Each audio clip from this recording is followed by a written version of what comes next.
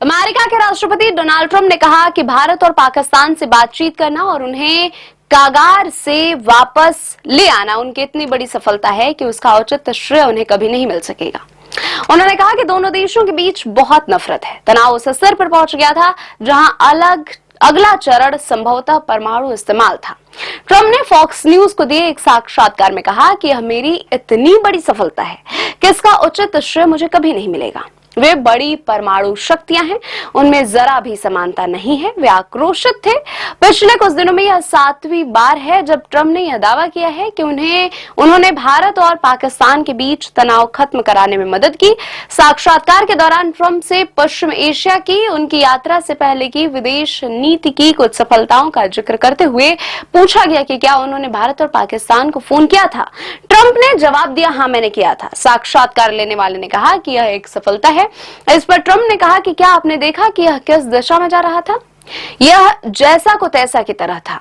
यह गहराता जा रहा था। मेरा मतलब यह है कि मिसाइलों का इस्तेमाल बढ़ता जा रहा था। दोनों मजबूत है, लिहाजा अगले जिस चरण पर यह पहुंचने वाला था, आप जानते हैं कि वह क्या है।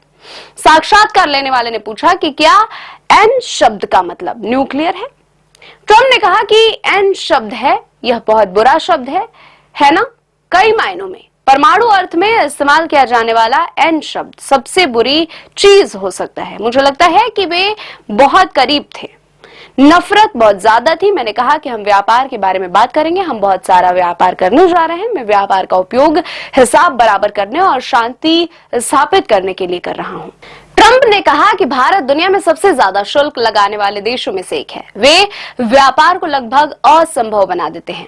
क्या आपको मालूम है कि वे अमेरिका के लिए अपने शुल्क में 100% कटौती करने को तैयार हैं? जब ट्रंप से पूछा गया कि क्या भारत के साथ सौदा जल्द ही होने वाला है, तो उन्होंने कहा हाँ जल्द ही होगा, मुझे कोई जल्दी नहीं है। देखिए, हर कोई हमारे साथ सौदा करना चाहता है। गौरतलब है कि भारत ने 22 अप्रैल को पहलगाम में हुए आतंकवादी हमले के जवाब में 7 मई की सुबह ऑपरेशन सिंदूर के तहत आतंकवादियों के ठिकानों पर हमले किए थे।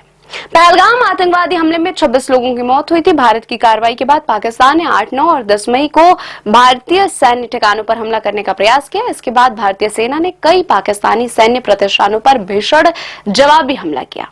4 दिन तक सीमा पार से ड्रोन और मिसाइल हमलों के बाद भारत और पाकिस्तान के बीच सैन्य टकराव समाप्त करने के लिए 10 मई को सहमति बनी थी। ट्रंप ने 10 मई को घोषणा की थी कि अमेरिका की मध्यस्थता में लंबी बातचीत के बाद भारत और पाकिस्तान पूर्ण और तत्काल संघर्ष विराम पर सहमत हो गए हैं।